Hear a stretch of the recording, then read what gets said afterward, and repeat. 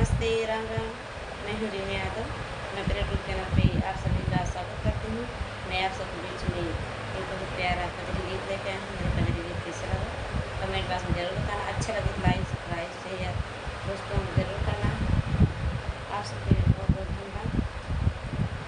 पिया मारे का के कर अधिकार जिस तोहार चाल बना। पिया मारे का के कर अधिकार जिस तोहार चाल बना।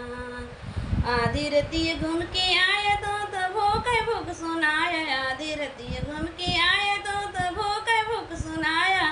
अरे खाई का बांधेली उड़ गान जिस तोहार चाल बना। पिया मारे क्या के कर अधिकार जिस तोहार चाल बना। पिया मारे का के कर अधिकार जिस तोहार चाल बना। आधी रतिय घूम के आया तो प्यास प्यास सुनाया। आधी रतिय घूम के आया तो प्यास सुनाया। पिया सूखी गड़ैया ढूंगान जिस तोहार चाल बना।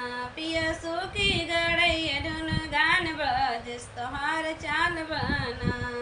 पिया मारे का के कर अधिकार जिस तोहार चाल बना। पिया मारे का के कर जिस तोहार चाल बना। आधी रतिय घूम के आया तो नींद नहीं सुनाया। आधी रतिय घूम के आया तो नींद नहीं सुनाया। पिया टूटही खटी ढूंढ गान जिस तोहार चाल बना। पिया मारे का के कर जिस तोहार चाल बना। पिया मारे का के कर जिस तोहार चाल बना।